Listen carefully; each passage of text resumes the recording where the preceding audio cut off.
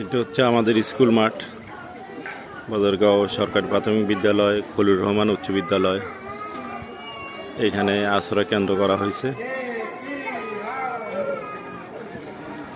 38 family এখানে এখন আছে বর্তমানে।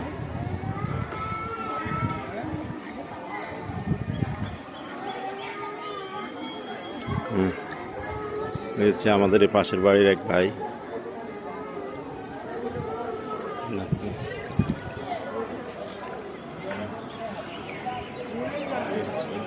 আমি